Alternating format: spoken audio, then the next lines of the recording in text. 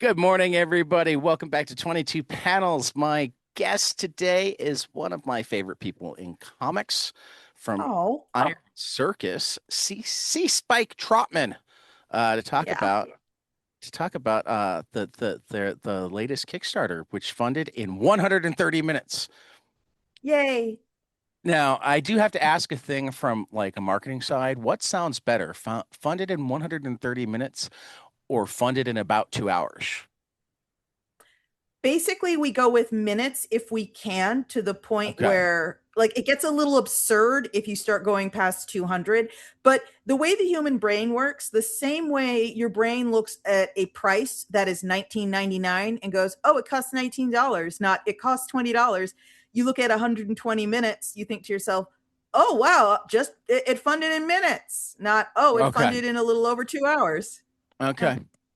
Okay. Because Marketing. in my head, about 2 hours meant that you could steal as many as 9 minutes. Because I go, oh, about 2 hours. Because about 2 hours, I actually you could steal as many as 40 minutes. Because like if I saw about 2 hours, I'm like, I would think anything between an hour 40 and 220. You Yeah, there's a know, lot of there's a lot of but I subtleties have a when it different comes mind to from a lot of people. yeah. There's a lot of subtleties when it comes to like Kickstarter stuff. Like this is a thing that I think a lot of indie and small and micro press folks are a little uncomfortable talking about, which is sort of like the marketing angle because despite Yes. all evidence to the contrary in the last 10 or so years, we do not live in a meritocracy and having a good idea is not enough to get something funded enough Which to evidence exist. are you referring to?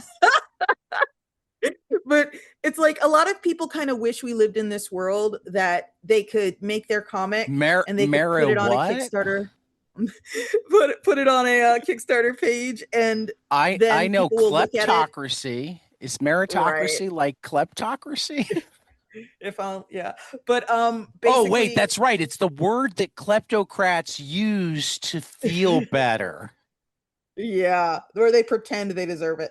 But they you need to sell a book, and like part of what I've learned in my like 10 or so years on Kickstarter is what works and what doesn't when it comes to selling the book. And a lot of it is about language and framing Hmm. and how excited you sound and how excited you can make other people. And quite frankly, Kickstarter does have an algorithm. And the more you know about that algorithm, the better off you are. Oh, absolutely. Mhm. And this is actually one of the reasons I love having you on because you have been doing this long enough that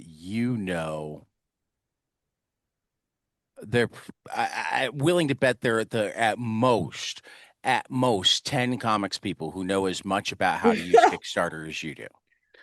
Oh, thank you. Um, Yeah, a- and I and find and frankly, I would have trouble naming all of them.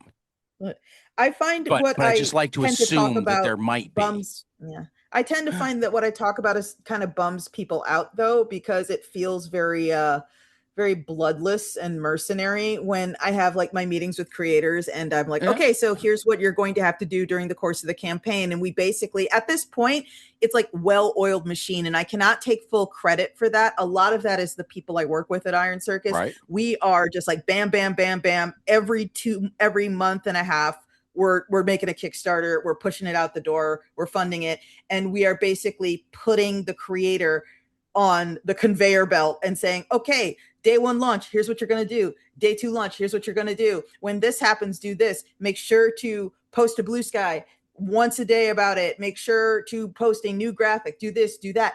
And a lot of people, I feel, if it's their first time working with Iron Circus, like they weren't kind of expecting like the cool alternative porn publishing comic Well, company to like well, be this way.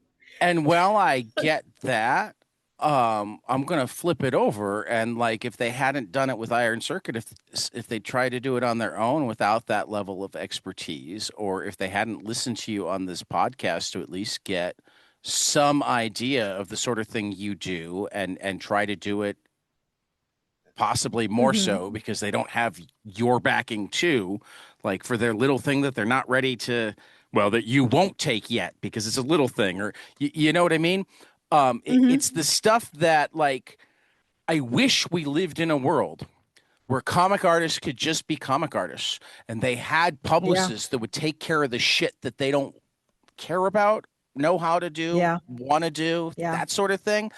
Um, Somehow those publicists get paid a lot more to, I'm not certain, actually move the needle as much on Yeah. much bigger things. Yeah, yeah. I mean, the there's a drawing I saw on my Blue Sky feed a couple days ago, and it was a very girl same moment because it was a picture of like a puffed up hissing cat with like a puffed up tail, and it had a pencil in its mouth. And it just said in all caps around it, I don't want to make a video. I just want to draw. And it was Right. just someone venting about how they felt they had to do self promo on their feed all the time. When it's like, no, I got into this to draw my little pictures. I'm not interested in process vids. I'm not interested in talking about my inspirations on TikTok. I just want to draw the picture. Meanwhile, how much do you think, not including like the ad buys, just Mm-hmm. like the talent buys, right? How much do you Mm-hmm. think that they spend on PR for a new Disney movie? Oh God. Oh, I couldn't even tell you. I know that what I have heard, the lore, I have heard that if you see a big blockbuster movie of the summer type film, take what is on their like Wikipedia page as their budget and just take that again. So if the movie Right. cost $200 million, it was probably $200 million more in promo. So here's my question though. I mean, again, ad buys aside, because like buying the space on the like, but like how many Disney movies do you think they could have spent? They could have had one guy spend one day cutting a trailer. They could use that literally as their only promotional material, but run it Mm-hmm. through the same ad buys. And it Yeah. would affect the number of people that hit the movie at the box office not at all. Because Yeah. they have the Yeah. level of name recognition, they have the level. I mean, this is why even at the height of the Coke Pepsi wars, like Pepsi way outspent Coke Mm-hmm. because they had to, and Coke's like, okay, Yeah. Whatever. We're Coke. Yeah. yeah. I mean, for that matter, you know when you don't need to advertise, when you like the Amazon ad campaign right now is all about like we give our people health benefits. It's not about buy stuff from us. It's like honest, we're not evil. Yeah. Yeah. The thing that kind of like here's the hard mode. Like Iron Circus is perpetually in the hard mode of media because what is going on right now, and this is going to sound, if you follow me on Blue Sky, you're going to be like, oh God, here she goes again. But being in hard mode in media is basically marketing, creating, and selling original concepts by original creators as opposed to the fifth incarnation of Scooby Doo, the third incarnation of the Powerpuff Girls. Let's Are we do only on the King of the third Hill incarnation again. of the Powerpuff Girls? I'm, I'm just saying, I stopped paying Only the attention a fifth long Scooby time ago. Doo? A long time ago, I stopped paying attention, but that's kind of I where we're mean, at right I'm now. surprised we're not already on the third incarnation of K-pop Demon Hunters. Yeah, it's coming, trust me. I mean, But don't get me it's one wrong. of K-pop Demon Hunters seems pretty cool. I still haven't watched it, but the people that I know that love it yeah. have pretty good taste. Um, but but Uh-huh. like it's been around for a year, so it's time for a reboot, isn't it? Basically, all right, here's the thing. So when I put a book on Kickstarter or when I publish a book through Iron Circus, it is never not an uphill battle because I am like when I put something out, it's usually the first time someone has heard of something. Right. Iron Circus has been around for a very long time, decade plus, and there are still tons of people who have not heard of us. And that's just kind of how it's going to be. There's not a lot you can do about that unless you are willing to hire outrageously expensive publicists to mount a multi-year campaign to improve your name recognition. And that may pay dividends, but it also may not. And comics Right. are still such a infinitesimally tiny subset of media. that it won't really move the needle at all. So what I'm Right. better off doing is doing that thing where I find the people who are kind of maniacs for what I do simply by persisting and slowly accruing that fan base over the course of a decade plus. And eventually you get to a point where people kind of trust what you bring them because you've Right. built this relationship with folks who support your work. And I'll put a book on Kickstarter, and I have had people go, "Oh, this is weird. Well, I trust you," and they'll buy it. And Right. those are like, that's Uh, where uh, Iron Circus customers come from. I totally fall into that category. I say And as I Goblin Throne's finally a, put in my yeah, order for Goblin Throne. Goblin Throne is a perfect example of that too, because it's like by graphic novel standards in the United States. Let's qualify this. It's a really weird book because Hmm. it's an adult audience book. It's in a genre that kind of doesn't exist. We're calling it supernatural divorce horror. And Right. it's about, a kind of classic fairy tale trope, the broken promise, but it's gender swapped and it's got some elements to it that are really grotesque and horrible, like kind of, no, I Well, shouldn't say this, but and to it's be years honest, old, but oh, go ahead. as a it's Omni-Man taking out of the Guardians of the Globe vibes in some parts, but also it has a romance aspect to it. And if you have no idea what I'm talking about, sorry for ruining it for you. What I was going to say though is it's also and this is the this is where I have to apologize to you, Spike, that I did no prep. Oh, that's fine. I counted on you being able to prep, and this is why I only finally now managed to order the book myself because when it went live, I'd only read the description and I went, this might be one that I pass on. Uh-huh.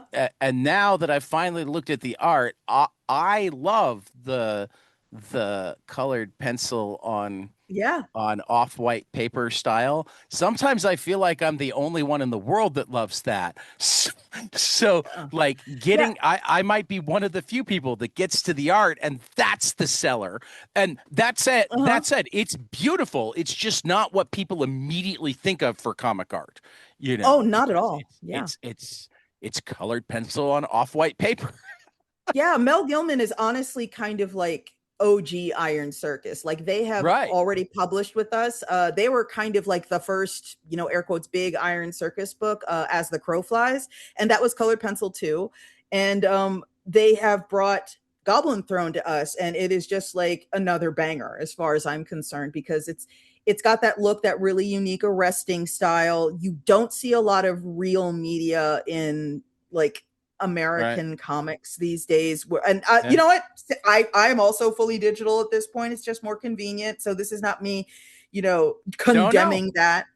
But And if anything, yeah, like the reason we don't see real media is only because of a mixture of expectations and a need for speed yeah, because the biggest problem with digital is like when you lose original pages, artists are like losing a major source of income. yeah, yeah. And the Um, thing is, I love working in brush and ink on paper, but you know what I love more? The undo button. So right, that was my primary motivation. right. Well, but that has to do with speed, or at Yeah, least on some level. When you've got a yeah, deadline, yeah, for you don't sure. have the option of redrawing a page.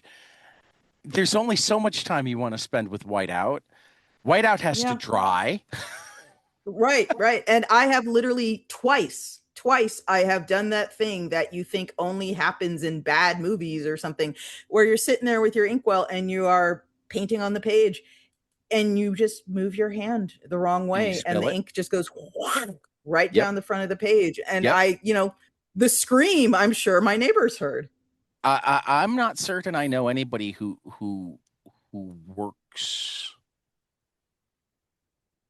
with brush ink that hasn't had Yeah. Yeah. at least one major catastrophe. And honestly, when Maybe you're not a working knocked over in, ink, yeah. but like splatter or and yeah. Yeah. I And hear those stories from when you're working in analog, you have, like, quite frankly, you're kind of at the mercy of your suppliers in a lot of ways right, too. Like, another element of me moving to fully digital was right, there is a brush manufacturer called Winsor and Newton, and they have these brushes called Series 7, and I would exclusively use Series 7 sable brushes in sizes 0 and 00 for my inking of my analog comic pages. However, at some point, there's no better way to describe it. They changed the formula, and they basically stopped using whatever animal hair that I preferred in those sable dresses. I'm assuming it right, was sable. I don't know for sure because it's called a sable yeah, brush, but who knows these days. right. And there was a hoarding situation going Yeah, on. And it was no, kind of comparable to a thing that was happening in the UK. This is very sort of beside the point, but I was very, oh my God, same. When I heard about this, Spike, uh, nothing's beside the yeah. point here. But Aardman Animation, the people who make Wallace and Gromit and Shaun the Sheep, the clay manufacturing company that made the kind of clay they specifically work with basically announced that they're either going out of business or changing the formula in a profound way. And Aardman's reaction was to literally buy actual tons of it while they Right, could, because they right. had to plan for like the next 10 years of animation. No, And that sucks when you're a creator and you're beholden to a it, supplier in that it, way. it's been long enough since this creator said it on my air that I'm not gonna share the name, Mm-hmm. particularly because it involved a particular type of ink that they used, literally becoming illegal in the United States. I forget what was in Oh, it that made it not, huh. but it was still legal in Europe. So Weird. anytime he's there, gets Yeah. a jug. Yeah. And he just hopes that the people at customs have no clue what's going on. Well, I think it's not like illegal to have. I think it's illegal to make stateside, something like Oh, that. wow. Like Yeah. I forget the specific details. I don't think he's, and I tried not to gender them, but I failed. So like, because it gets hard. Whoops. It's hard to be. I don't think Yeah. they're in any real fear of prosecution, but I don't remember well enough, which is why we're Mhm. not using names. Right, right. But like I remember that, like, the first time they talked to me, he's like, yeah, no, I've got a problem because, and by jug I mean like 5 gallon Uh-huh. glass jug, right? And he's Yeah, for showing it to sure. us. He's got it's like there's like a quarter of a gallon left, and he's like, yeah, pretty soon I'm gonna need a new one, Gotta or go I'm back to gonna have Europe to for my find a ink. new ink. Yeah. Gotta smuggle my ink from Europe. But yeah, I am one of the people who I went digital before Clip Studio Paint, and that was Right, back when it was called Manga Studio, when I switched right. over. But I taught myself to make comics in Photoshop, which, I mean, I wouldn't say it's hostile to making comics in it, but it is definitely not purpose built for making comics in it. So I remember my process was just a bunch of series of workarounds and just, compromises. And then I got Clip Studio Paint, and it's like, oh my God. Like, what I would compare it to is, imagine you're like a teenage girl in high school who has never had a boyfriend, so you have no idea how you should be treated. And your first boyfriend would do things like, you know, say your hair looks bad today and not pick you up on time and make you pay for him at the movies without asking if it was okay first, and forget your birthday and forget Valentine's Day. But you don't know that's bad because you've never had a boyfriend before. Right. And then finally, you get Clip Studio Paint as your boyfriend. And you're like, oh, I didn't know it could be this nice. Right. It's amazing. If anyone here is even like slightly skeptical, I have no idea why you might be, but if you're even slightly skeptical, give it a test drive. It Well, fucking rules. I am really glad that you brought it up because Oh. I was visiting my cousin on Wednesday in Duluth, and Mm-hmm. her daughter has gotten very into making comics. Um, Hey. but they didn't know the best digital program. And I Mm. knew that there was one, and I was trying to remember the name, and I think I even like remembered the manga studio, but also knew that it had like changed names, Right, right. and Yeah, I it's couldn't. Clip So I am Studio literally Paint. texting my cousin right now with the website. Yeah, it's absolutely fantastic. I'm sure anyone who is so deep in the No, weeds on comics, they're listening to this podcast yeah, knows all no. about it. But Yeah, again, like I've talked programs and whatnot with many creators, and like some of them might use other things for specific things. Like I know some people that like to do some 3D modeling before they do their drawing. I know some people who are more likely to use Photoshop for inking and coloring.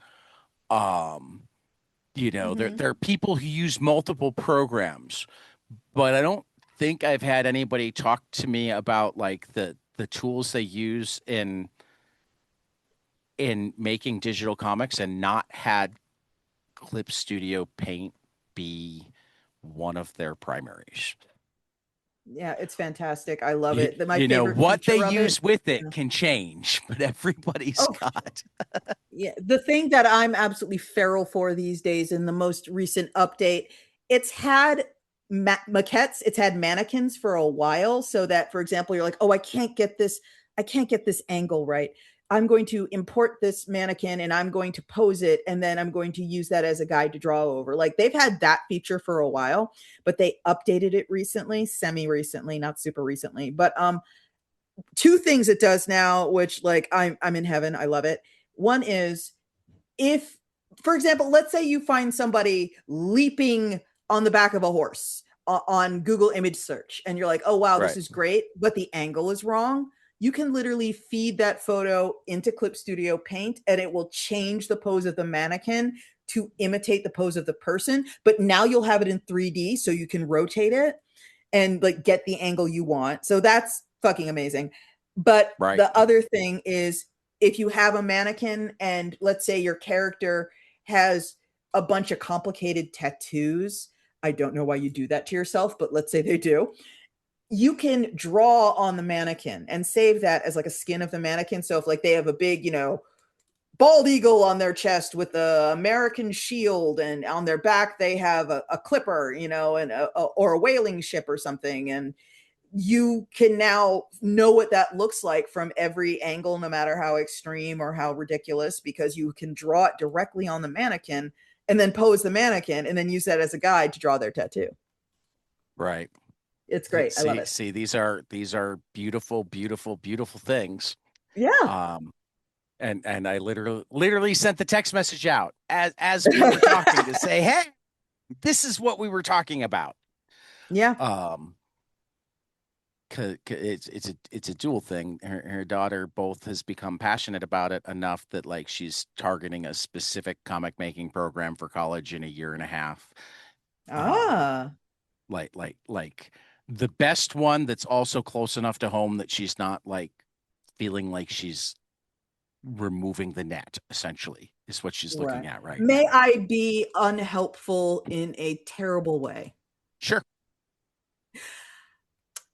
If someone is going to go to college for comics, I think they need to absolutely break their neck getting scholarships, or That, hopefully their that parents have some kind of savings. If they can yeah. graduate debt free, play on player, do it. No, Go no, no. nuts. Go to That RISD, go that to Pratt.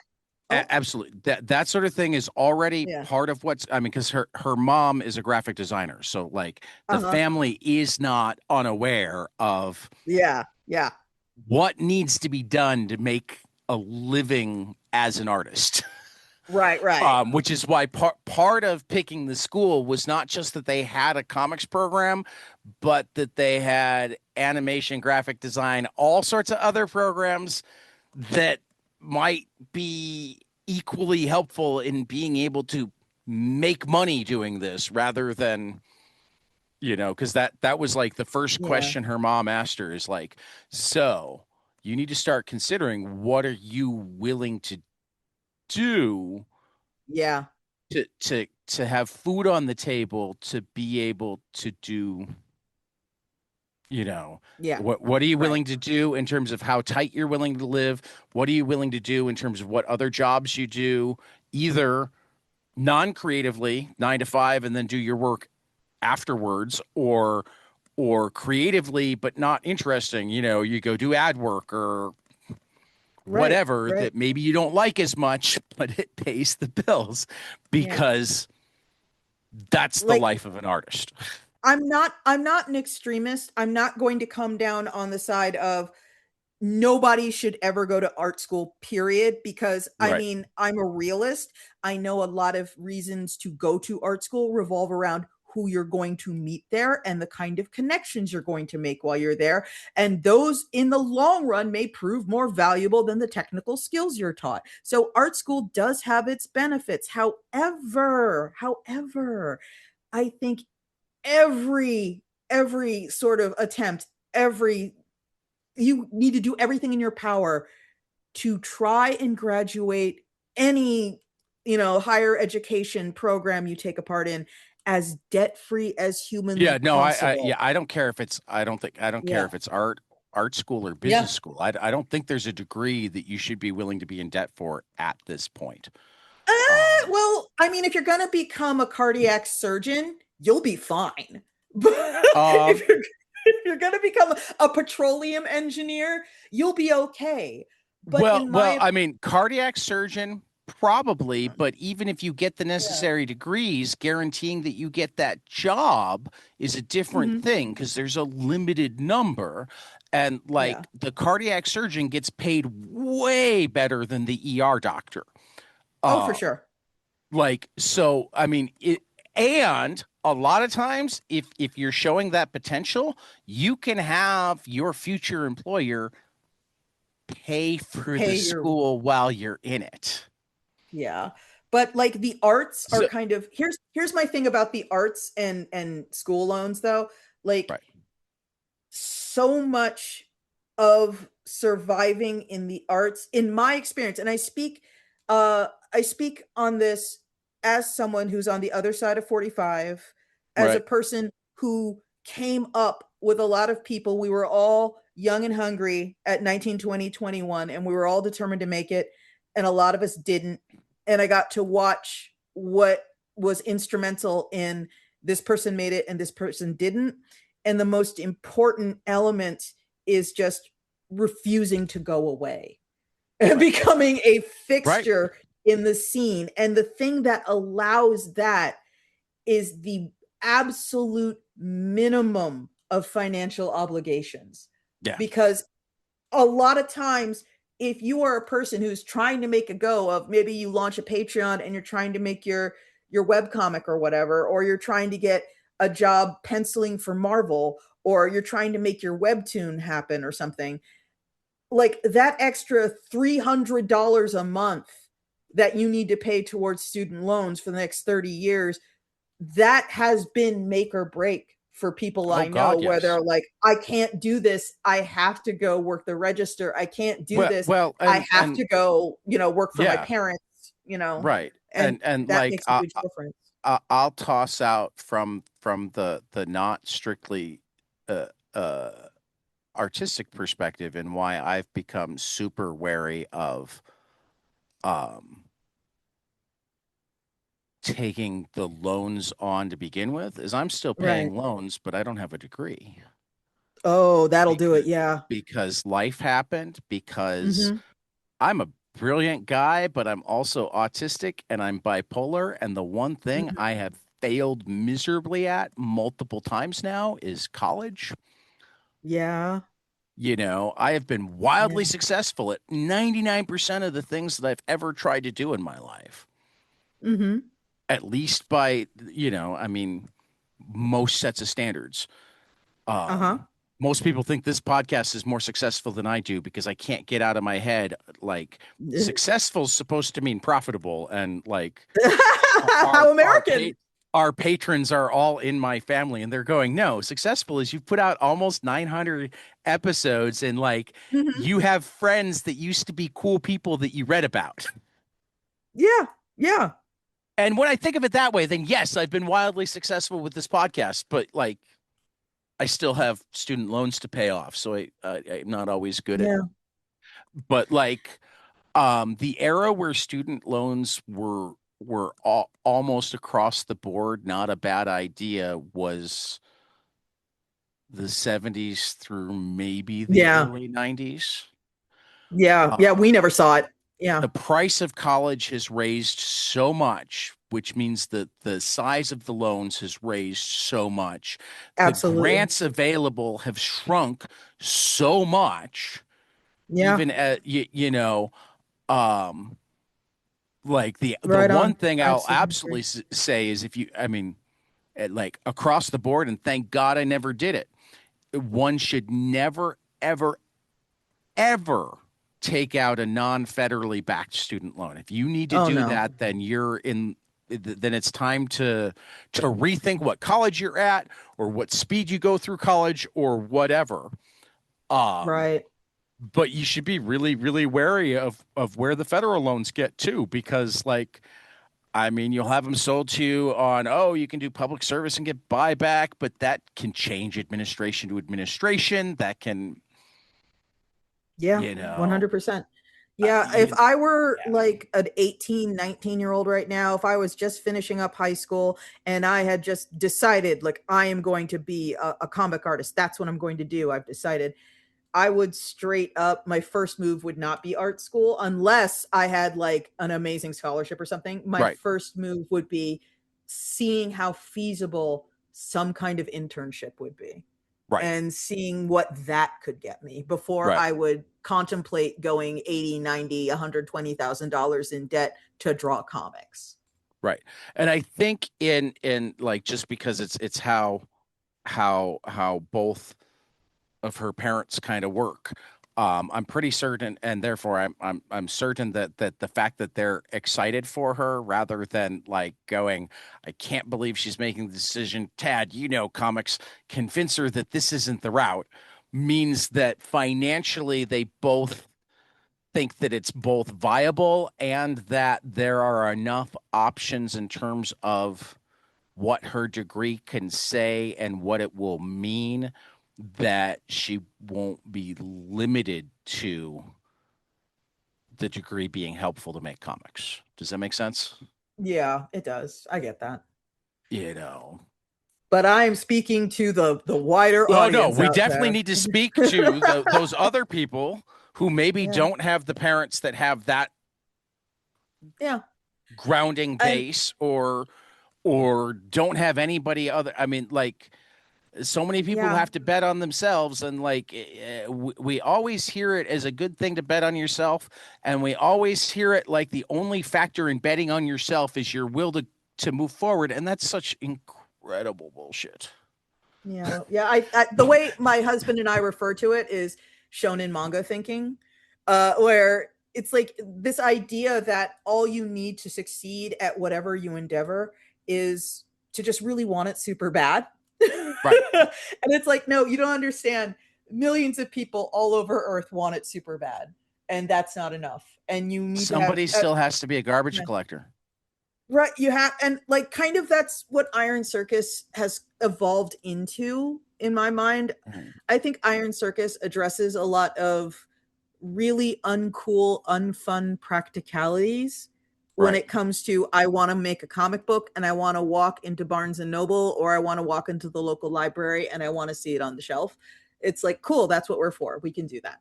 Uh, But I mean, it's gonna honestly, have let's, yeah, just in terms of analyzing capitalism, capitalism yeah, is supposed to like pay based on both the number of people that are capable of doing something and the number of people that want to do something, that sort of thing. Like, so for Mhm. garbage collectors to be so poorly paid in and of itself is probably an example that capitalism isn't working right. No, capitalism was inevitably doomed to fail. I'm gonna be very socialist, but capitalism was from the outset. It could only ever end the way it's currently going, and Yeah, that's I it. mean, well, I mean, I will make one minor caveat. Uh-huh. If money is considered the only scorecard, Right. now capitalism doesn't preclude regulation. Capitalism doesn't No, no, preclude socialism.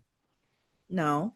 So what's absolutely doomed to fail is the newer thing of the myth of the market, where the an open and unfettered market will solve all Mhm. problems. Yeah, And that's no, never been they true, won't but solve all problems. They will solve any problem that can be where the best solution can be counted in dollars and cents.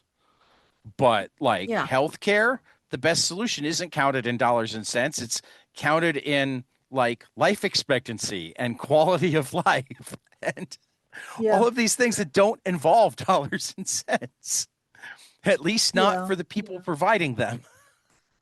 And quite honestly, like I don't know, maybe I'm just being kind of Pollyanna about it, but I truly believe in my heart. I think that let this radicalize you is no longer just this cool thing people say on social media. I think a lot of people are really fucked up and angry about the last 5 to 10 years.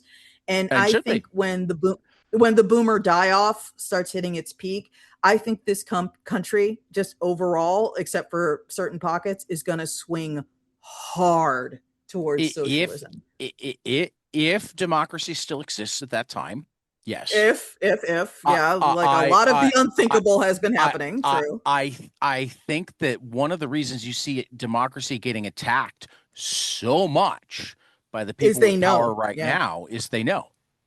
Yeah, they absolutely know that they are on borrowed time. There is a closing Right, window for them to secure right. this for the long run.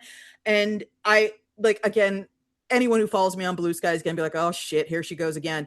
But like that is why Anybody who I listens to this turn into podcast is saying the same thing about me, Spike. yeah, it's like that is why I go straight up teeny bopper Bobby Soxer, like with the saddle shoes and the poodle skirt. I am I am like that teen girl that watched the Beatles touch down at LaGuardia and they came off the plane and I immediately screamed and passed out. That's how I feel about Zoran Mamdani. And Oh yeah, part part of that is he is in a position where it is literally impossible to ignore him. He is right. the mayor of, and I Now, I am just saying this because it's what they think of themselves. It's not what I think of the right, most American of American cities. I mean, between you right. and me, I think New York is extremely full of itself, but that's a completely Yeah, different no, conversation. I honestly think just because of the difference in suburbs and nearby rural areas, Mm. Chicago has the best argument for Chicago is most the American juice. Chicago is the most juice. I love Chicago. But yeah. like well, and I what I used to say about Chicago is like, okay, we get called the second city, but like second in what? Yeah. Sure, sure, Washington D.C. has better museums, I'll give it that, but we're second. Yeah. Okay, New Yeah. York has a better theater scene, but we're second. We might be Yeah. third in terms of cities to film in behind LA and New York, but that's still like Yeah. high. And this is only Yeah. the first time another city has appeared on the list a second time. Seattle Yeah. at the time, LA now might have a better music scene, but we're second. Debatable. But yeah, it's like You know what I I mean? love this town and everything. But most important, the cities that are in front of us for one thing are Mm-hmm. never in front of us for more than a couple of things. There is no Yeah, city that is in front of us across all categories. yeah. I'm envious of New York's food scene, and I'm envious of LA's art scene. Yeah, But like, I would still rather be here than either right. of those places. Right. But here's the thing, as you know, as a Chicagoan, I am obligated to shit on New York at every opportunity. I have tons of friends in New York. They know how I am. Yeah. Yeah. However, New York as the sort of quintessential American city, the city everyone thinks of when they think of America, the mayor is now he's not cute about it. He's not sly about it. He's not quiet about it. He is an outspoken democratic socialist Right. platforming overtly democratic socialist policy and enacting it. And he is doing it in a way where it's like, yeah, I can tell your mom makes movies, bro, because he is all over social media, Right. demystifying the political process, telling people all about what he's doing and promoting other democratic socialists with the same policies. He is posting to Blue Sky talking about, Eh, hey, vote for this person if you like what I'm doing. Also, we are working on those grocery stores. We are working on those free buses. We are working on this. We're working on that. eh, And the beautiful part is he is not qualified for the presidency. And while people will be like, why is that good? That is good because if he keeps on this pony, if he enacts the policies he says he's going to enact, and he gets to be mayor of New York for the long term, if his tenure stretches into 10 years, 15 years, 20 years, and we can see actual change being enacted in New York, which is once again literally unignorable. The right. thing is, New York is one of those minority majority cities. Okay, Right. it has more non-white people in it than white people, and if there is anything this country is caught up on and can't seem to extricate itself from, it's this idea that they need to deny any sort of dignity and service to non-white people, because Well, I mean, any because dignity and service to non-white people clearly is cheating. Yeah, everything they've got is just yeah, it's affirmative action. and yeah, that's the thing. That's the thing. And I mean, honestly, I you believe know who got where they got on their merit, and you can tell by reading his decisions because they're so yeah, well thought out. Brett yeah, Kavanaugh obviously. really got there on his merit Yeah, but like the and deal can is, almost find a sentence with a flashlight. but like if people see, like I firmly believe that if there was some way to make it white only, we would have single payer healthcare already. But there is no way. Oh yeah. So Oh like yeah. that's what stunk single payer. The idea that there were just enough white people in the country that didn't like the idea Of that their like a tax black dollars going child to was non-white going to get people. their flu shot, like Right. Right. that's what sunk it. However, if New York City, a minority majority city, starts benefiting from socialist policy in a overt and visible way, if the shittiest people alive in America turn on I mean, Fox News and they see, you know, government owned grocery stores and buses and so forth full of people they hate just gloriously benefiting, and there is literally no way for them to stop it, it's yeah. more likely they themselves will adopt it because they will feel, well, why do they get it and I don't? Well, So and that's what I'm hoping for, this is honestly. also the place where I'm going to point out that what gets called progressivism Mhm. is really just empiricism. Yeah, absolutely, Um, 100%. because like evidence shows over and over and over and over and over that like if you maintain a minimal standard of quality of life for everybody, Yeah, um, the overall quality of life rises exponentially for everybody except the people whose quality of life is defined by being able to treat the people around them like shit. yeah, a rising And I tide don't know raises if I all care ships. about that. I don't care about their quality of life. I don't care about the person who suddenly has to treat his maid like a human being because she can afford to quit.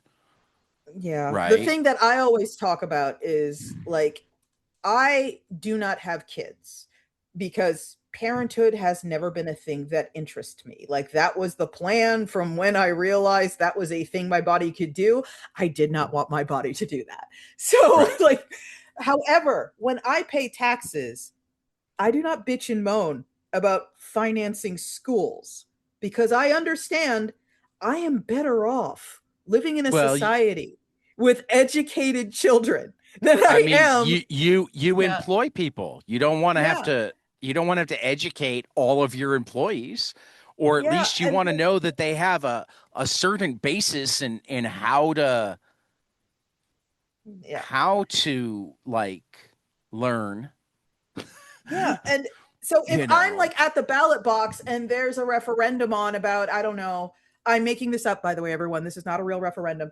Um, would you approve a 5 cent increase in the tax on soda pop to fund Chicago schools? I'm not going to go, well, I don't have kids and vote no. I'm going Right. to vote yes because Well, I mean, we're better off with better educated children. it hasn't been a real one in my district this year, but I many times in my life lived in places that ask about things like, will you take up like 0.1% or even a 0.5%, generally very rarely much more than a 1% property tax hike Mm-hmm. to go to the schools.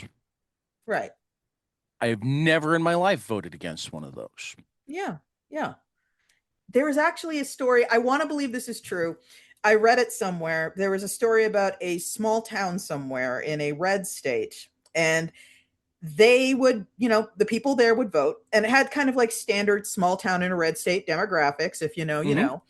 And every time the ballot box opened, there was a referendum on there that's like, here is a tax hike to support the costs of running the city municipality, Right. and people would vote against it every time and it would fail every time.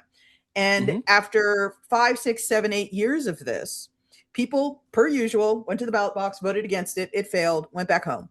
And the start of the next year, suddenly there were no streetlights. Just the Right. streetlights stayed off throughout town all night. And when people would call City Hall and ask about it, they'd be all like, look, We don't have the we money. told you what we needed the money for, and you voted no 8, 9, 10 years in a row. So we can't afford to keep the lights on anymore. I And mean, that's why. However, if you would like the street lamp closest to your house turned on, we can come out and do that for several $1,000s plus a right, daily fee. And it's right. like, you have to understand you are part of a I, society. I mean, a more tragic version of this. Uh-huh. Remember the girls' camp in Texas that got flooded Oh last God, year? yeah, yeah. Uh-huh. Not only had they refused to build the alert system that would have warned them of the storm, Mm-hmm. they refused in spite of the fact that they had been given the money by the Biden administration. Oh my God, I did not know that.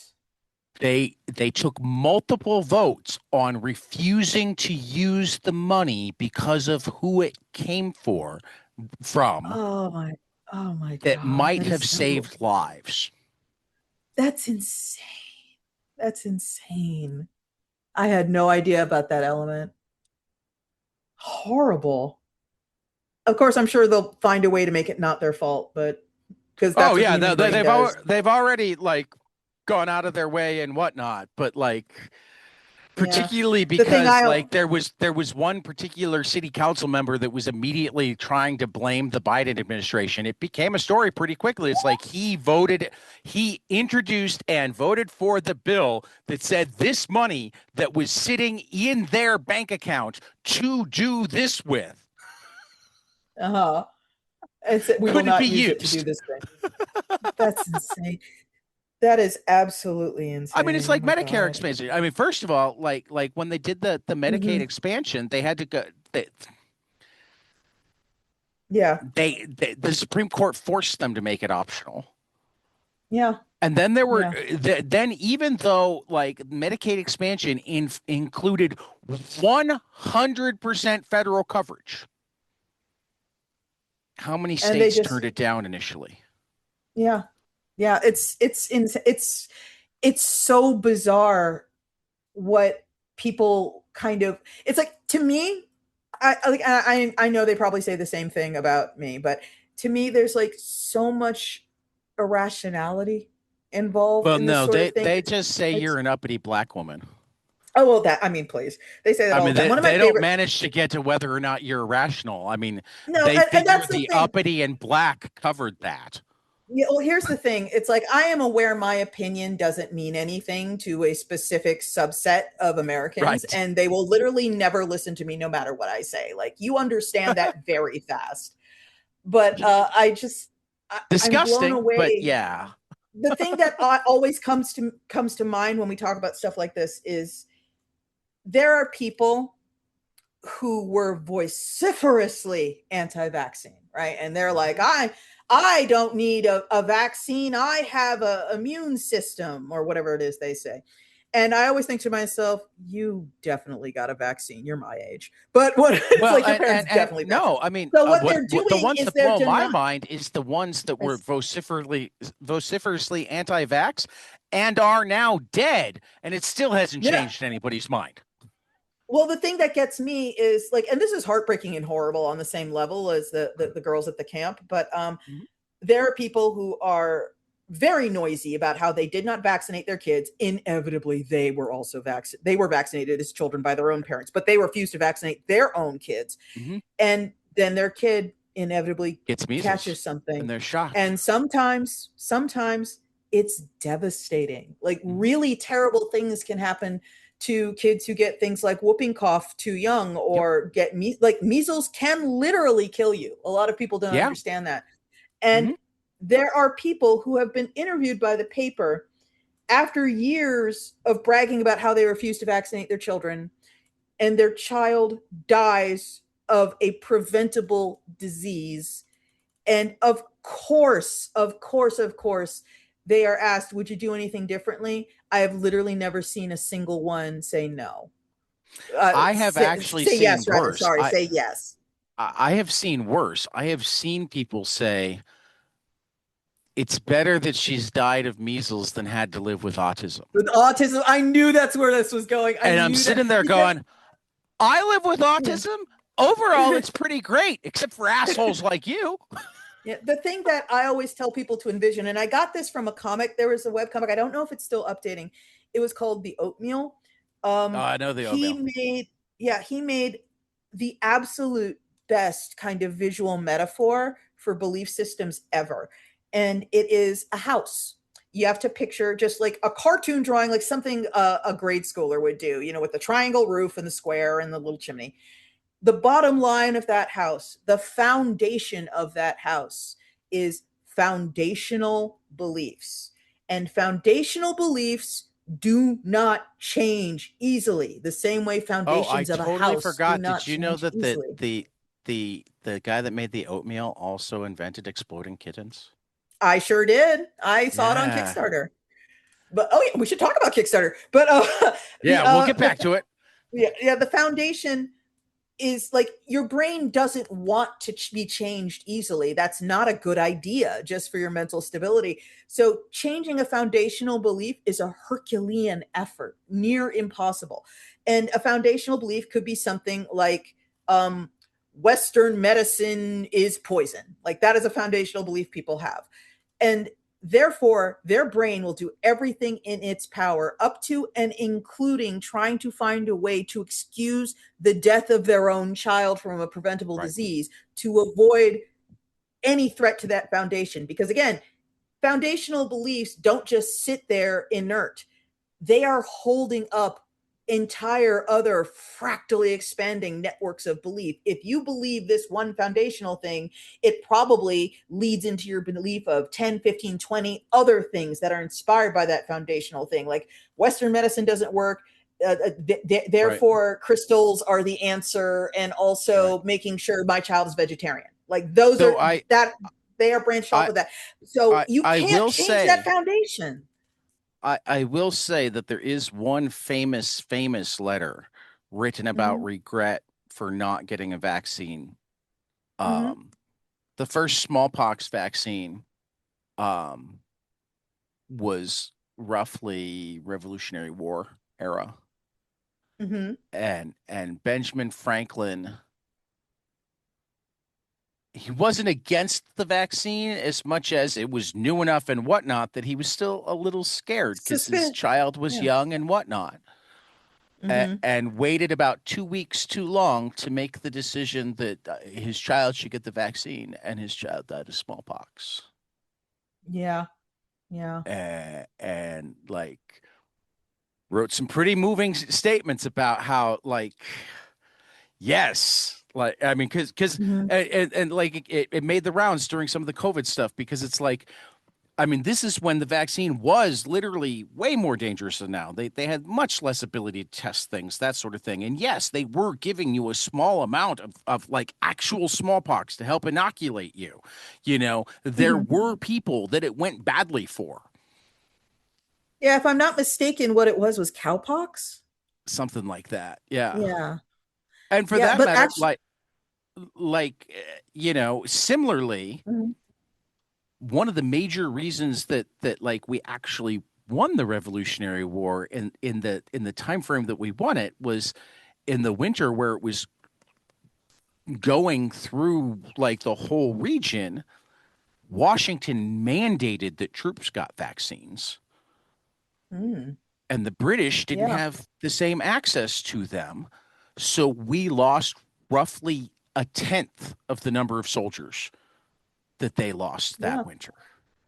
Yeah, the 20th century was literally the thing I always enjoy telling people. The 20th century was the first century in human history, like the thousands of years of human history, where during wartime, the majority of the deaths were combat related as opposed Right. to illness related. Well, And and like World War II was the first war where that was true, and it was close, right? but yeah, it's The like only before reason that, the people. 20th century actually qualifies as a century is because of the wars after World War II. Because World War II, I don't think it was close enough to outweigh the number of people who died of Spanish flu during World War One. Which was only called Spanish flu because Of only the course, it started Spanish in the press United was States. reporting on it. Yeah.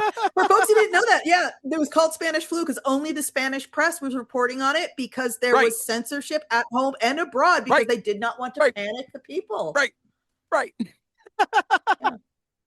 But anyway, Oh, Kickstarter. I'm here to talk about Kickstarter. Let's let's talk about talk Kickstarter. what we haven't done yet.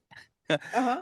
Amazingly, like an hour into talking, is talk Uh-huh. specifically about the Goblin Throne. So give us the Yes. front counter pitch for or I'm sorry, yeah, the Goblin Throne. Beware the Yeah. promises you make to the Goblin Queen, especially if you plan to Yes. break them.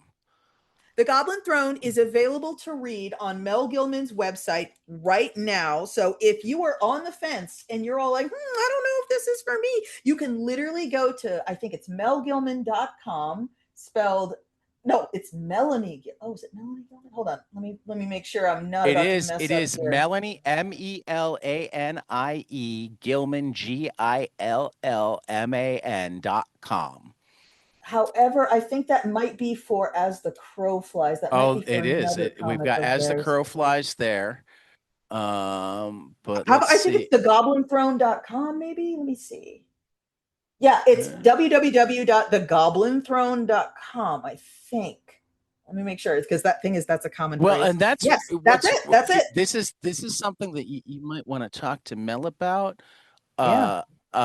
There isn't a link that I'm finding to Goblin Throne at As the Crow Flies, and that's really kind of a drop Hmm. ball. Yeah, I Like will have to see if they can't get a link not up. But even on the links page is it's other people's comics that hmm. inspire me, and other places to find me has Patreon, Tumblr, and Twitter, but not.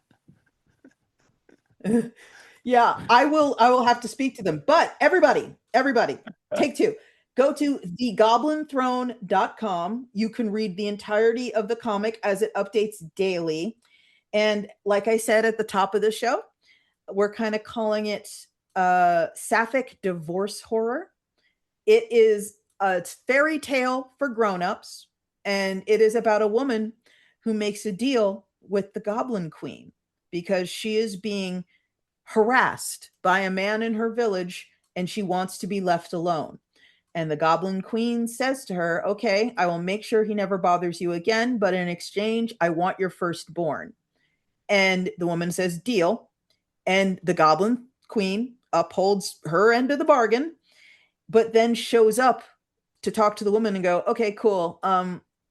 I'm here for your firstborn.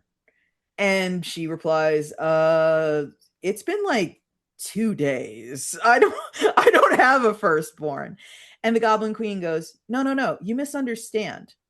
When I say I'll do it in exchange for your firstborn, I mean I want to make you a firstborn, not wait for you to make a firstborn with someone else and then come for the baby. I would like you to marry me and come with me to the Goblin Kingdom under the ground. And the woman, thinking fast, goes, okay, yeah, I mean, if that's the deal, that's the deal, but please give me a day to say goodbye to everyone topside, and then I'll join you. And the Goblin Queen goes, okay. But the woman, instead of keeping up her end of the bargain, runs away. And that is Right. kind of the meat of the story. It's got to, what I love about Mel's execution of this is the format of it, where you see how the story goes from different perceptions. Like the scene we see Okay. where the woman who, she doesn't have a name, she's just sort of the woman, promises her firstborn to the Goblin Queen in exchange for being left alone. That scene, we see it from both her perspective and the perspective of the Goblin Queen.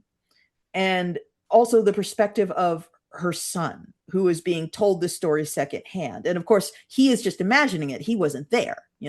So Right. how he thinks it went versus how the Goblin Queen, who was there, knows it went, are contrasted. And I love it because Mel has such a gift for telling a story visually without a ton of dialogue. Like you get the vibe immediately when somebody says something in a certain way or something's depicted in a certain way. And that's what I love about their comics. I think their comics are just so fucking classic in that way.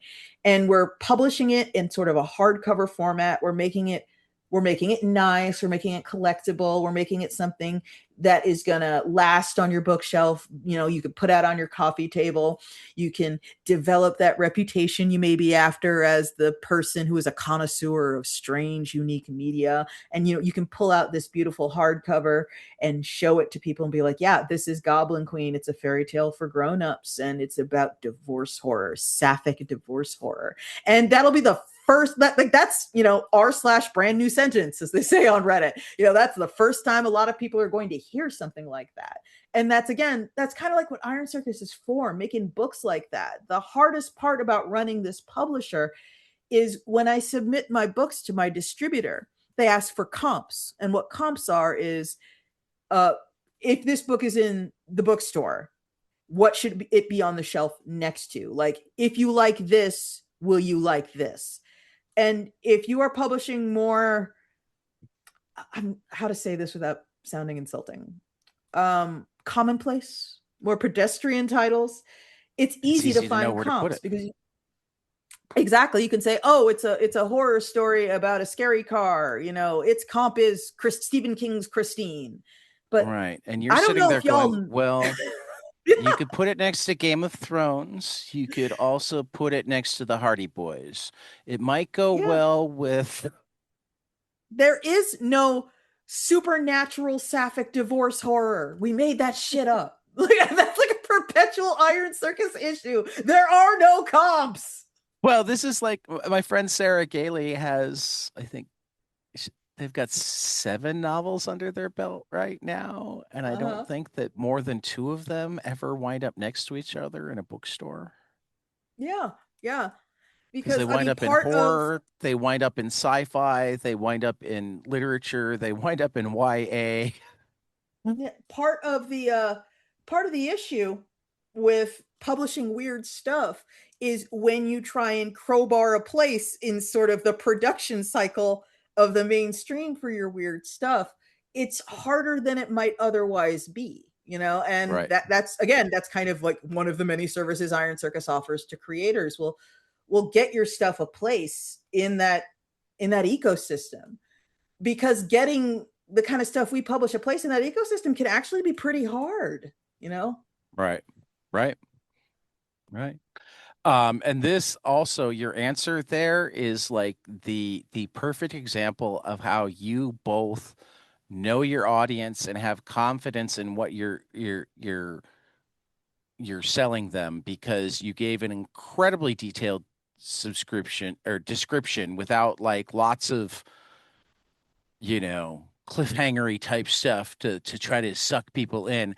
and told everybody where they could go read it for free in confidence that if they did, they were going to want to be able to A, hold a copy in their hands, or B, at the very, very least, give the creator some money.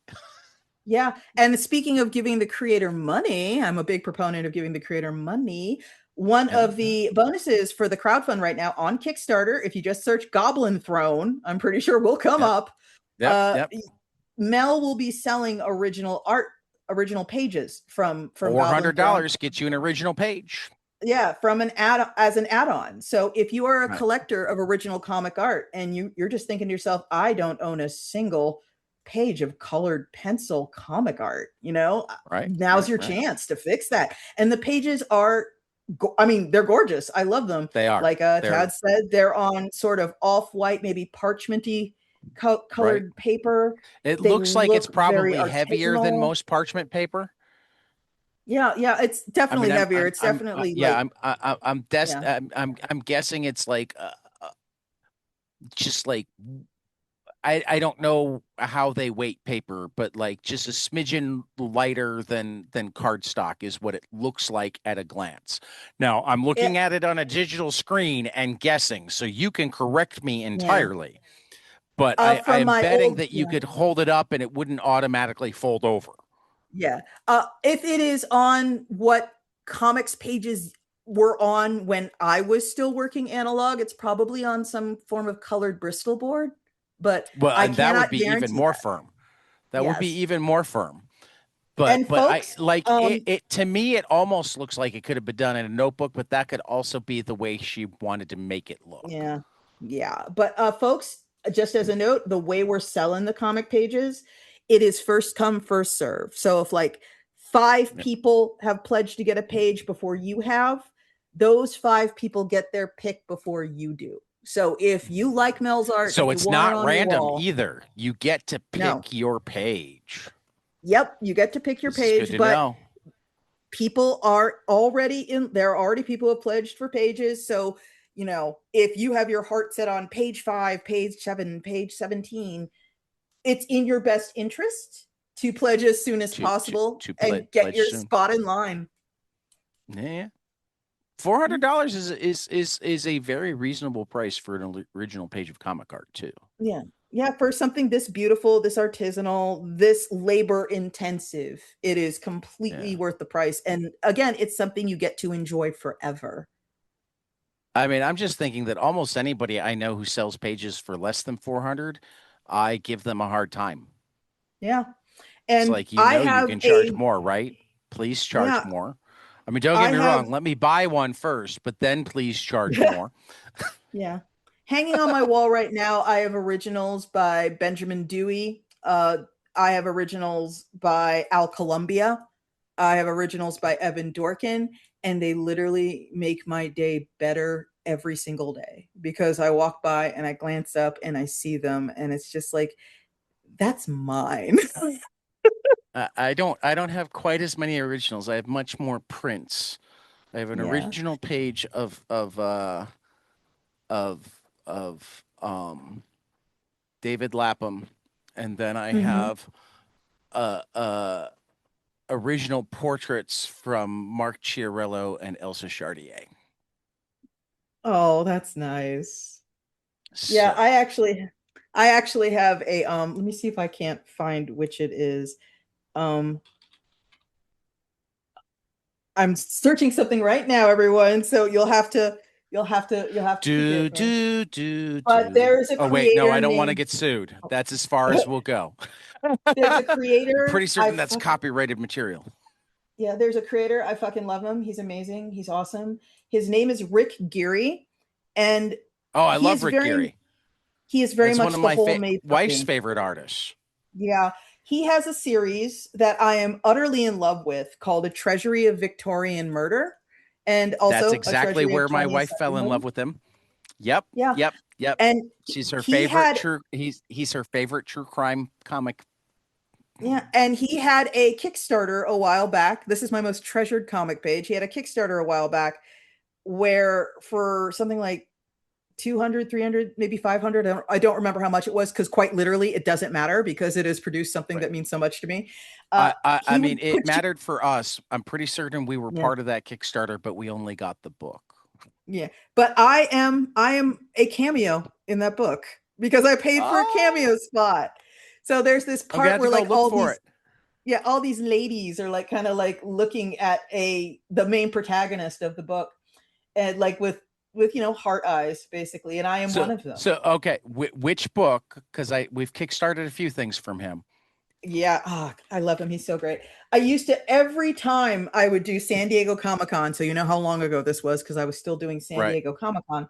I would make sure to stop by his table and I would just like whatever's new, I'm buying it because like it's by you, so I know I'm gonna like it. All right. But let's see. I'm going to the Kickstarter right now. And oh, can I scroll down or will you not let me Kickstarter?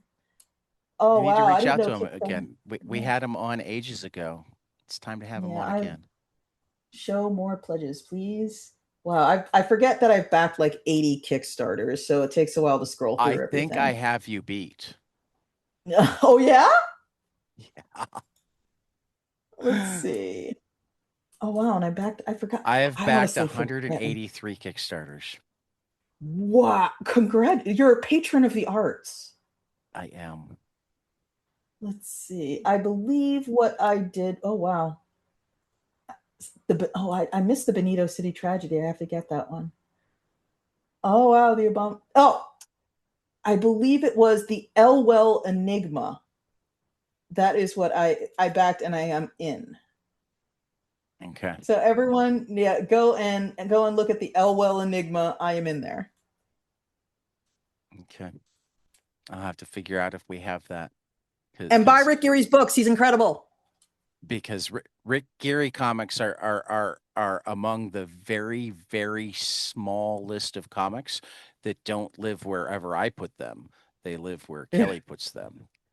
yeah. Just honestly, straight up, if anyone here is all like, I feel like blowing a small fortune on a creator's entire bibliography, Rick Geary.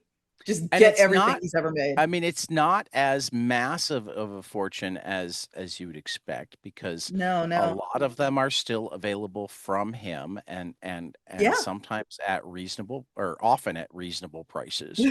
Um, Sometimes. well, I mean, he knows when he's got a book that's harder to get. Yeah, yeah. You But know. for real, I mean, y'all could start very pedestrian if you want to. Just get the one about I didn't even know he'd done this. Jack the Ripper. This one looks like it would be hilarious. He did Yeah. A is for Antichrist, the Obama conspiracy handbook. Oh yeah, yeah, yeah, yeah. I even have his older stuff like Housebound. That's just like a collection of one-offs he did. Well, and here we I go. The really Elwell Enigma is available direct from Rick Geary for 14.95. So if you want yes, to see Spike in a comic, there I am. 14.95. Yes, He's got a but for real, collection from his Lampoon years. He's got a collection of his early stories as seen in Heavy Metal, Epic Illustrated, Raw, and Dark Horse Presents. yeah. I personally strongly recommend his true crime series. And like my personal favorites are Famous Players, which is about the murder of a man named William Desmond Taylor. It is a early Hollywood murder mystery, and again, this is all true crime. It all really happened, and it is Hardcover is available for 18.95. This yeah, is all and at rickgeary.com. also his book on the kidnapping of the Lindbergh child because that is Yes. so bonkers. Well, Like and and for folks who, and you know, just because this is what we've been talking about, you can commission an original 9 by 12 piece of artwork from him for $250. that is criminal. That is criminal. Y'all have to go give excuse me, Rick Geary a whole bunch of money because that is Well, a bargain and that is I impossible to think beat. I have like literally figured out like the next time that I'm actually in a position where I can spend more money on my wife for a birthday or Christmas or whatnot than she's completely comfortable with, I Uh know huh. what I'm doing. Right on. Me too, actually. I might reward You myself with know, a little something at the end of the year if, I just have to figure various out things like work out. just because at the site he's got a bunch of the commissions up, and like it's a mixture of like there are ones that like there's one that's there's a Tesla, there's a okay, when that was smaller I thought it was Groucho Marx, but now that I clicked on it, it's somebody else but with a similar mustache. But there's also ones that are pretty clearly like somebody's pets, you know, Oh a yeah, yeah, couple of yeah, yeah. cats Always popular or with commissions. actual portraits of people like in a certain style, right? Uh-huh. So it looks like he'll do a lot of different you know what he's and a Yeah. couple of Just them are give in Rick Geary color. money. Just I hope he charges more for the color. For that matter, there's one here that is a recreation of one of the most famous crime suspense stories because it's the one with the legs and the bloody axe and the woman's head that Bill Gaines said in Congress he didn't think it was in bad taste. Now, if the woman's head was a little bit higher and you could see the blood dripping from her neck, now that would be in uh. bad taste. But yeah, everyone, give my Kickstarter money and then whatever money you have left over, give it to Rick Geary. Yeah, that sounds about right. That sounds about right. That's your plan. That's your plan for the rest of the week. Just do that. Or at the like, I love tons and tons of comics, so I could give a laundry list of people that I could say the same thing. Give Spike some money and then go give these people some money. So Right really what I'm on. saying is that's a completely acceptable set of choices from my perspective. Absolutely. So yeah, You everyone go to know. Kickstarter, back Goblin Throne, grab a page of Mel's original art. If you do it, well, by the time this goes live, so this won't be the case. But if whoever does it next will be backer number 600. Oh wow, that's true. You're at Yeah. 19,089 with Yep. 599 backers. I almost feel like we should just stay on the air until you get to 600. And Keep we have refreshing our like screens. Are 20 we there yet? Wait a minute. It went down to 20 598. What the fuck? It didn't. we have I like was joking. 24 24 25 days to go. days. Yeah, yeah. And I So should have this up by Monday at the latest. So by the time people are listening to this, it'll probably be like 22 days to go. But still, yeah, yeah. you have until But yeah, Tuesday, June 30th at 11 p.m. Central Time. You have and to some close time. out, Don't yeah. waste that time, but you do Yeah. have some time. And to close out my little pitch and everything, for folks who may be tempted to wait until they can get it off Amazon or Barnes and Noble or your local bookshop or whatever, that is also a valid way to support us. But when you buy direct like this, more money goes to the creator. A larger percentage of the money goes to the creator. They get it faster than you would get it than they would get it if you bought via a third party like that. And this is kind of the most And direct way you can support Iron Circus publishing weird shit and right. weird creators And making weird shit for us to publish. also you get a PDF version. Also, yeah, yeah, yeah. Get a This is PDF the only version. time this happens. If you buy a hard copy, we also send you a digital copy, just Right. de rigueur. That's an $11 value. Yes, yes. That's an And $11 it's worth value. it. And if you want to still support your local bookshop, tell them that they need to Mhm. get Goblin Throne. And then once you've enjoyed it and put it on your coffee table and started to figure out which of your friends like it, then you can go to your local comic shop and buy it from them for Christmas presents. And then you Exactly, support exactly. everybody. Right, everybody See, wins. see how I work, Spike? I try to make certain all the important people in the industry get paid. Right on. I also Absolutely. said local comic shop or local bookstore. Yeah, either works. Bookshop.org is acceptable, particularly if you pick out your local bookstore to also get paid. Yes, absolutely. Though Bookshop.org is they make fantastic more for money, people. Yeah. they make more money if you buy it from them directly. Yes. You can, there are many ways you can support creators, but the thing I always tell people is if part of it for you is directly supporting artists, the actual Kickstarter is the way to go. Well, though this is where I'm going to be super nice to Mel, even though they didn't Mhm. join us, and say that that they also have a Patreon. They do. Uh, They do. Patreon/ M Gillman Hmm. for Melanie Gilman creating comics. You can Yep. join for free, but there are also membership options from $1 a month to $2 a month. Yeah. And you Doesn't get to look see like there are process options bids. beyond $2 a month. It's $1 a month or $2 a month. Yeah. If you want to support Mel directly. Yes, support Mel and support Iron Circus and support weird comics in this world of rapidly homogenizing media and flattening sort of And if you have any flat money left when ex you're yeah. done with that, I'm told that I'm supposed to say more regularly that you can go to patreon.com/22 panels. And if you want, you can support us as well. Yeah, yeah. Support Hi, the media you Mom. want to see in the world. Support the media you want to see in the world because like I was saying, things are We getting have bought bills to up. pay. Things are Right. getting bought up and Right. like amoeba like absorbed, and the breadth and length of what is available widely as media is constantly shrinking because fewer and fewer people are owning the means Uh, of getting uh, that media to large audiences.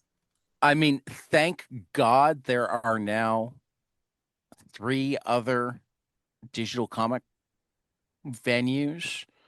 Thank you for Um, reminding me. Yeah, yeah. Everybody, I guess this is as good a place to announce it as any, but very oh, recently Iron Circus pulled its publishing catalog from Comixology, which in case you didn't know, everyone, it kind of doesn't really exist anymore in a meaningful way beyond I comics, was gonna beyond get there, but but Amazon's. but let's hear your Yeah, announcement first.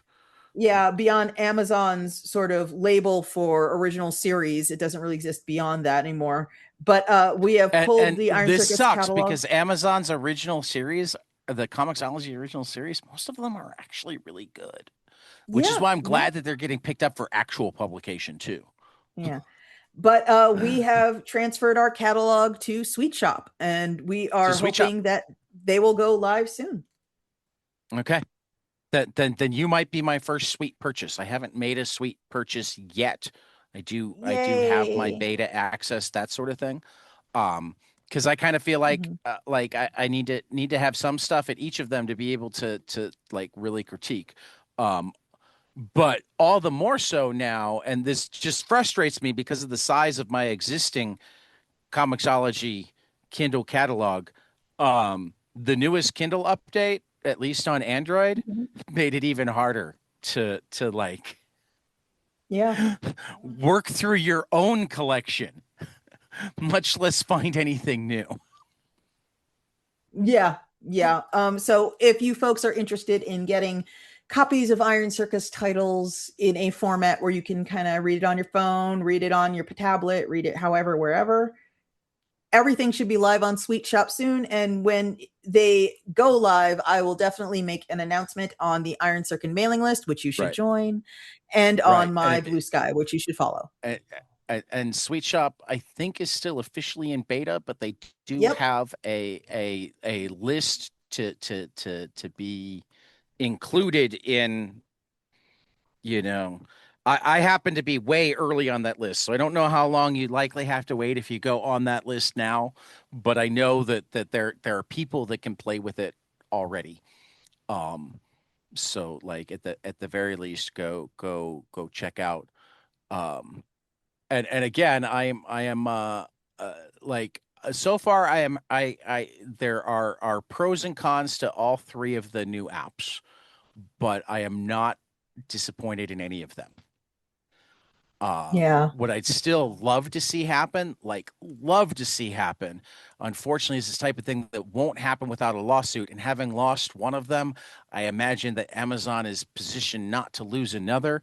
What I'd love to see happen is what happened with movie purchases, where you Hmm. purchase them on one platform and you have them on any platform.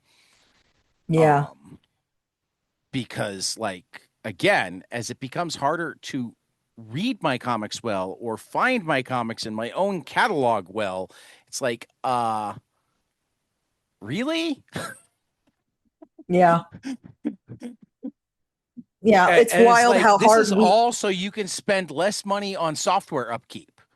I mean, I yeah, know it's enough about wild. software that I can see how the changes are designed to make their end easier. Hmm. Yeah. It's wild how hard we have to fight to have access to the things we own, you know? Yeah. Well, and now they go out of the way to make certain that you know that you're buying a license. Yeah, yeah. I honestly, I hope that the European Union comes to our rescue eventually It over is that because possible. stuff over there is starting to become very Well, active on that like front. it's so frustrating that there's so few things like I mean, even when I was looking at clip studio paint and like I Uh-huh. don't want to bash them because this is just the current model, right? You Uh-huh. can't buy clip studio paint. You can get an You can annual though. plan, a month will no. You can get an annual plan, a monthly plan, or a perpetual license, Ah, okay. All right. Yeah, perpetual license. Gotcha, gotcha, gotcha. Yeah, that's what I have which isn't quite the same. as buying it. Yeah. Right. But yeah, if anyone can afford it, I definitely recommend just getting the perpetual license, obviously. Oh yeah, no, I mean, really, the Pro version 5 edition is $63. Er, the EX version 5 edition is 277. But I can And my also a say that little Yeah, a little secret from me to everyone who might be listening, some little insider info. Go ahead and find Clip Studio Paint's like publisher or developer or whatever they are. Find them on Blue Sky because they very frequently have extreme deep discount sales. So you there can you get a go. perpetual license for the same price as like the $60 one on certain days. So if you are not in like a big hurry to get going Right. on Clip Studio Paint, you can wait until they have a deep discount sale. And like I've been buying Clip Studio Paint for years, I've never paid full price for it. Right. Right. But then the thing that's always, I mean, particularly once they go perpetual license, the thing that always becomes problematic is like when they make it version 6, Mm-hmm. sometime they can choose to have your perpetual license. I mean, and I don't know what their small print looks like, but the fact that they don't specifically highlight all versions probably means is a perpetual license for version 5, and if they make a version 6 and you want it, you're going to have to pay again, which isn't the same. Mm. It's not different from when you had to buy the new Photoshop if you wanted it, but still, like they're just so, Yeah. as soon as it's licensing rather than you own this, there's so many ways to mess around. Yeah. um Yeah. Not saying they're angels, and but they're. They're good. Well, and I'm not certain that they're not either, but I'm also not certain that they won't eventually be given enough money that they sell out to somebody who isn't. You know what I mean? Always the danger, you know? Yeah. No, nothing has ever been forever, but that's like 1,000 times more true now than it was even like in the 90s. My Mm-hmm. wife is pointing out that we were headed to a old timey baseball game that's 20 minutes away and starts in 5 minutes. So I need to wrap up, and there are two closing questions that we need to get through quickly, and we're going to get to the ball game in the second or third inning, something like that. And I will Okay. apologize. Get me those questions. So the first one is new since the last time you were on. I've been doing this for like a little less than 5 years now, and I feel like I've entered the twilight zone. Like the Mm-hmm. conversations that I get to have, the people who are my friends now. I mean, just the fact that I've made more friends in my 40s than I made in my teens. And Relatable. people that I consider like friends, right? Uh-huh. The things that I've gotten to do, the places I've had an excuse to go to, the number of parts of my life that if you had told me when I was 15 or even 35, hey, you're going to go to a baseball game with this person, or you're going to regularly text with that person, or Yeah. you're going to have somebody come up to you in this place because they know who you are. Right, right. The Relatable, number of sure. parts of my life that are just like pinch me moments that like even when I remember them, it's like, did that happen or did I dream that?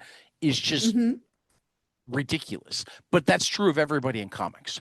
Really everybody in like the arts. So I've started collecting people's moments.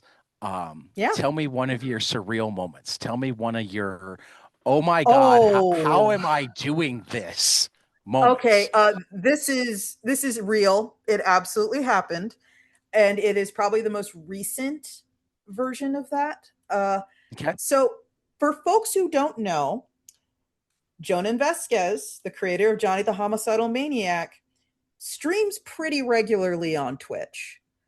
And one day I noticed he was live. And my whole move is I have a two monitor setup where I have work on the front monitor, and on the side monitor, I usually have some kind of entertainment going to keep, Right.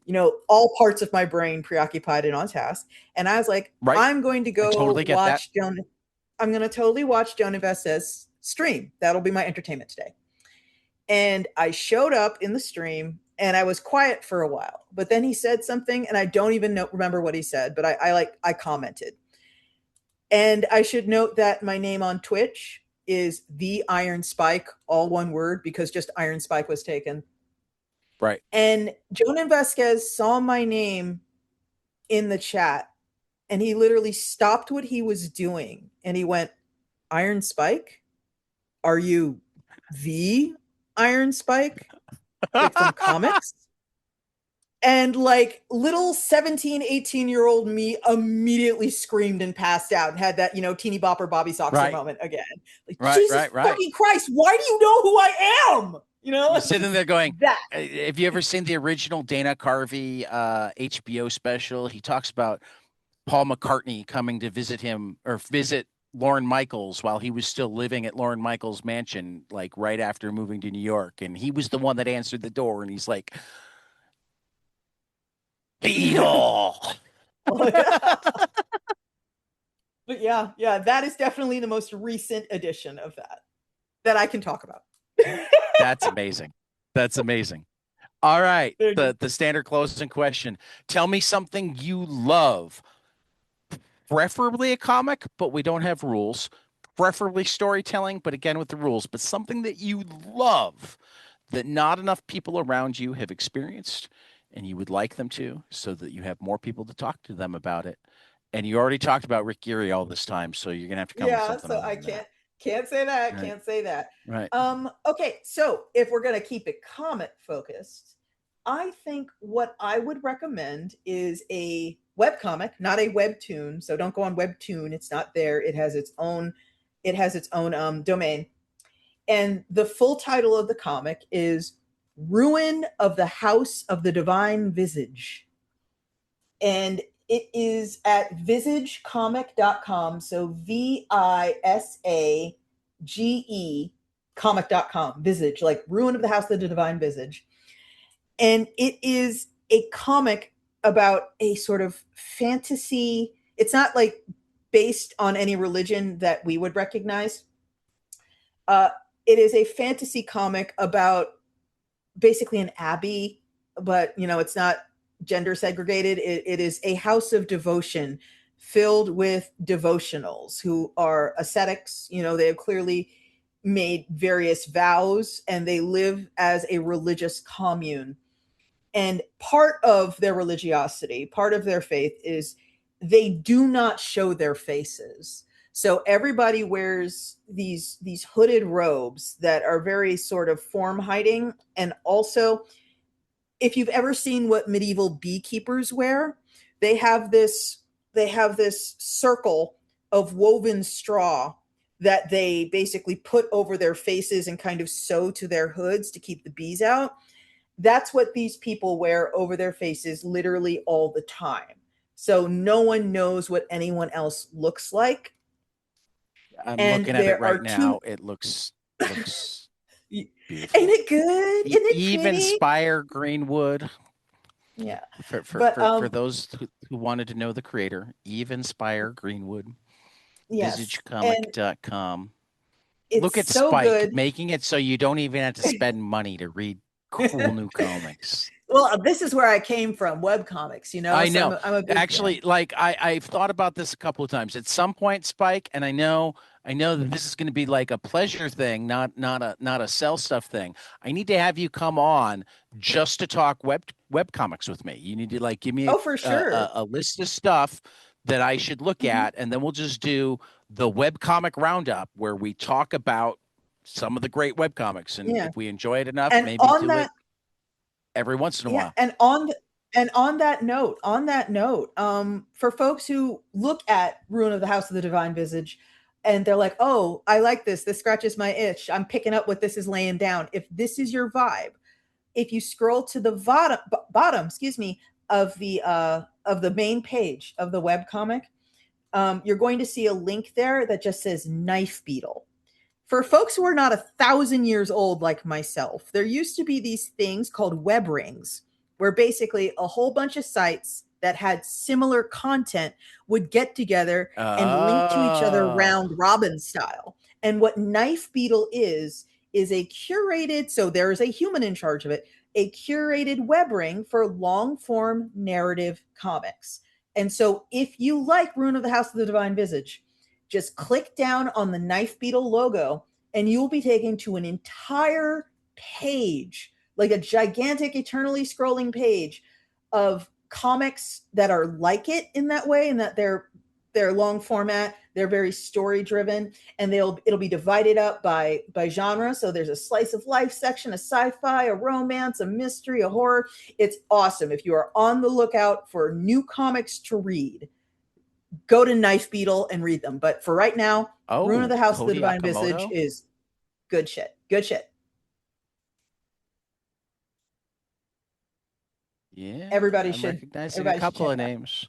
Are Yeah. you part of this ring? Because we should quickly just if for no Oh, other reason, so I can remember that you have a webcomics currently going. We okay. should I am we should going to quickly plug it. apply. Yeah, I'm going to apply to be part of Knife Beetle when I start updating my webcomic again, but I've pledged to not update it until I have a 50-page backlog. And I will comment, I am making progress, but I am not Okay. updating it again. But my Okay, comic is but called seeing as Licata. I haven't actually read it all and I just keep forgetting to bookmark the page. Give me the link Yeah, if again. you go to blicata.com, La Cata. Blikada, blicata.com, you will find the comic in its current state, which is old. And I'm sorry, I haven't updated it in a while. But there are 58 pages up for you to read if you should choose to do so. And if you Okay. click the About page, it'll explain Blicata is an alternative history comic about a fictional race of alien sapiens with a technological level that crests at the equivalent of Earth's mid late 19th century. And much like 19th century Earth, the technology is unequally distributed and experienced. The world contains multiple cultures, philosophies, and alignments, and this story is about what happens when those disparate positions foment revolution, particularly among those who do not understand it. Expect adults doing and saying things adults do and say for good or ill. Sounds fantastic.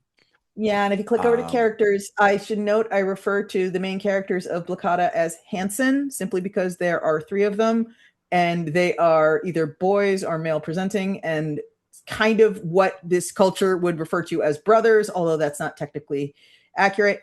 But yeah, I think of them as Hanson. It occurred to me one day, and there you go. that's not what I call them.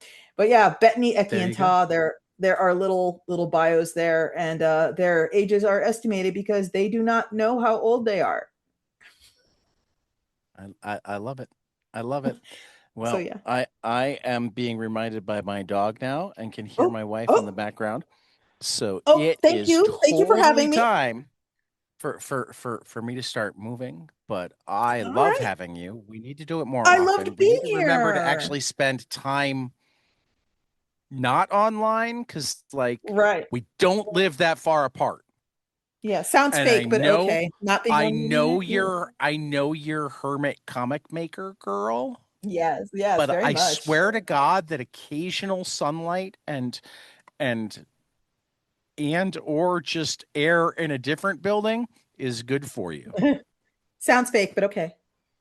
I know it But sounds thank you for fake. having me. Absolutely. For Spike Trotman, this has been 22 panels, and we will see you after the next page.